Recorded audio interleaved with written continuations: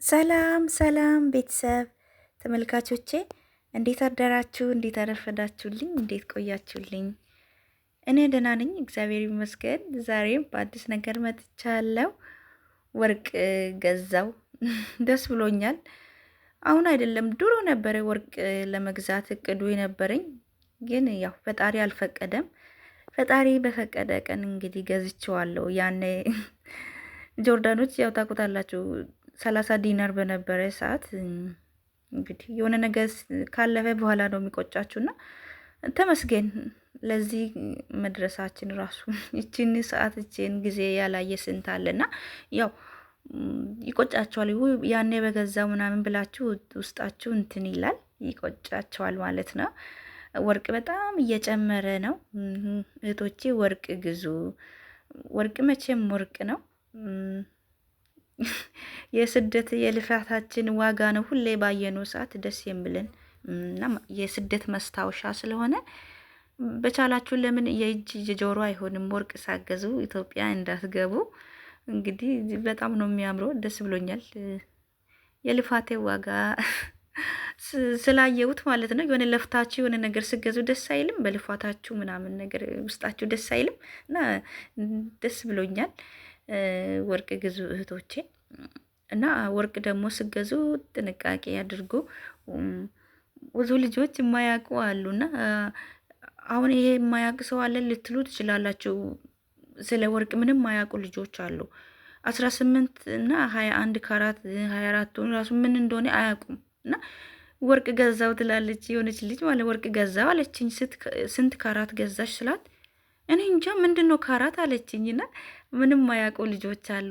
ይሄንን ወረቀት ማለት ነው እንዳጥሉት ይጠቅማቸዋል። አንዳንድ ክፉ ማዳሞች አሉ። ሰርቃኝ ነው ልትልም ትችላለች። ስንት ክፉ ሰው አለ፣ መልካም ሰው እንዳለም። እሱ ብቻ ሳይሆን ደረሰኝ ያስፈልጋቸዋል። ልሽጥ እንኳን ብትሉ በቃ ትክክለኛ ወርቅ መሆኑን ሲጀመር ፈትሾ ነው የሚገዙት። ግን ሁለተኛ በቃ ደረሰኙ በጣም ይጠቅማቸዋል። እንዳጥሉ ያዙ፣ በደህና ቦታ ቦርሳችሁ ውስጥ አስቀምጡ፣ እንዳጥሉት ይጠቅማቸዋል ማለት ነው። ብሸጡ እንኳን ፈጣሪ እንኳን ለዛ ያብቃችሁ እንጂ መፍታችሁ ነው። ከፈለጋችሁ ሌላ ዲዛይን፣ አሁን ይህን ዲዛይን ማለት ነው እስቲ ልቀይረው ምን ትሉኛላችሁ? ሰው ሄጄ ልቀይር ፈለግኩና በቀጣይ ወር ሌላ እኔ የፈለግኩት አይነት ይገባል፣ መተሽ መቀየር ትችያለሽ አለኝ ማለት ነው። ሰውዬው ጥሩ ሰው ነው። በፈለግሽው ዛት የፈለግሽውን ዲዛይን መቀየር ትችያለሽ አለኝ። ደግሞ ሰንሰለቱ እንትን አዲስ ነው፣ አዲስ ፋሽን እንደ ፋሽን ነው አሁን። እኔ ደግሞ የተመቸኝ የድሮው ደስ አይልም፣ ግን ይሄም ያምራል በጣም። መስቀሏና ሰንሰለቱን ለመቀየር አስቤያለሁ። ካገኘው ቀይራለሁ፣ ግን በቀጣይ ወር አመጣለሁ ሌላ ዲዛይን ምናምን ስላለኝ ማለት ነው። እና ደስ ብሎኛል እህቶቼ። ኤቺ 6 ግራም ሊሞላ ትንሽ ነው የቀረው እና በጣም ነው የሚያምረው። ግዙት። ሁሌም ወርቅ ወርቅ ነው። ገንዘብ በማይሆን ነገር እናጠፋለን። አንዳንዴ እኔ ግርም ነው የሚለኝና ለቤተሰብ ለዘመድ ስንባል እንልካለን፣ ግን ለራሳችን ለመግዛት እኔ ብቻ ይሁን በቃ ብዙ ጊዜ እንትን ብር የለኝም አሁን ይሄ ሁሉ ወርቅ ላይ ብር አውጥቼ ምን ላደርገው ነው እያልኩኝ ውስጥ እንትን ይላልና ምንድነው ግዙት እህቶቼ፣ ለራሳችሁ አትሰስቱ። ምን አባቱ ለራሳችን ካልሆነ ለማን ሊሆን ነው? ለማን ነው የምንለፋውና የማይሆን ልብስ ምናምን ይሄ ካርጎ ዘይት ይዤ ሊሄድ ነው ምናምን ሩዙላ እዛችሁ ለመሄድ የገዛችሁ ልጆች አሉችና የምንም ሆድ ላይ የሚገባ ነገር ሆድ ሁሌ ምስጋና የለውም። ሆድ ሁሌ ነው የሚበላውና አንደኛ ልብስም የማይሆን ነገር ከምትገዙ ወርቅ ግዙ እህቶቼ፣ ይጠቅማቸዋል። ጨክናችሁ ግዙ። ብሩ ያሳሳቸዋል። ይሄ ሁሉ ብር ወርቅ ላይ አሁን ምናምን በኢትዮጵያ እንትን ካልኩሌት ስታደርጉ ብሩ ትንሽ ብዙ ሲሆንባችሁ እንትን ይላል።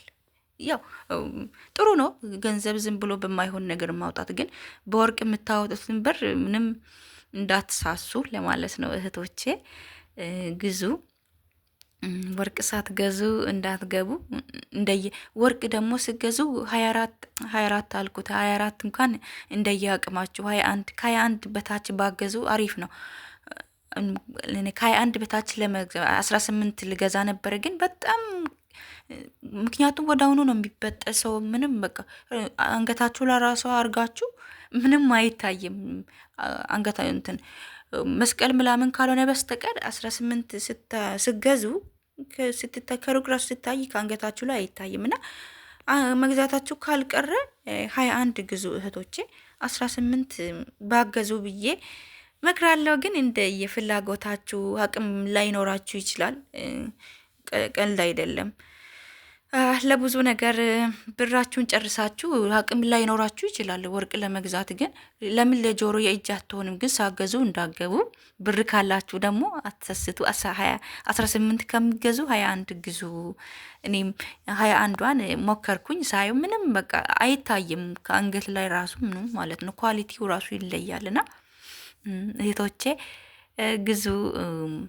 የልፋታችን ውጤት ነው። ሁሌ ስናድርግ እኛ እኮ ሲያንሰን ነው። ወርቅ እንኳን ብንለብስ ያንሰናል ከምንለፋው ከምናልፈው ነገር አንጻር ማለት ነው።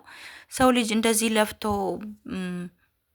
በራሱ ጥሮ የሆነ ነገር ለራሱ ሲያደርግ ደስ አይልም? እና እህቶቼ ለራሳችሁ የምታደርጉትን ነገር አትሰስቱ።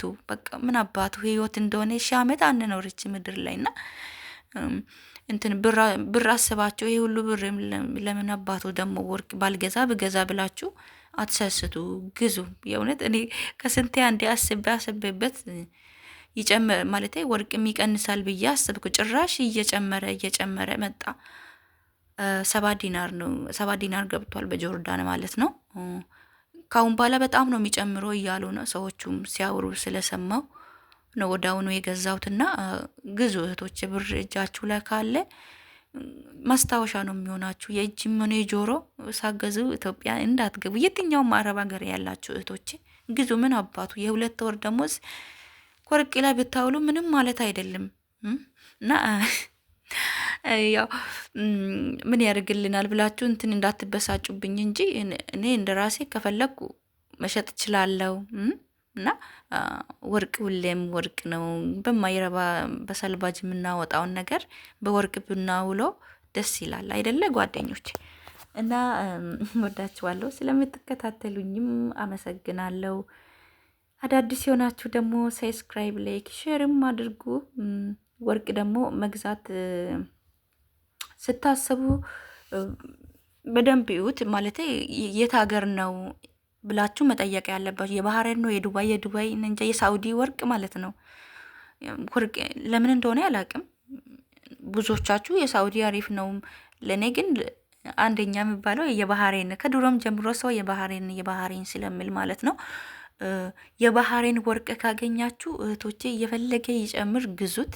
የሳውዲ ግን አየሁት የብዙ ሀገር የጆርዳን አለ፣ ሳውዲ፣ ዱባይ የ3 ሀገር ነው ያለውና እና አሁን የጠራሁት ስም የባህሬን አለ እና የሳውዲ እንጃ ብዙም ድምዝዝ ነው የሚለውና ለምን እንደሆነ አላውቅም። ግን ወርቅ መግዛት ካልቀራችሁ የባህሬን ወርቅ ግዙ። በጣም ነው የሚያምረው። በቃ ስታዩ ራሱ በጣም ያምራል። ኳሊቲው ራሱ ይለያል። እና እህቶቼ በያላችሁበት ሰላም ሁኑልኝ። ወዳችኋለሁ። መልካም ጊዜ፣ መልካም ቆይታ። ቻው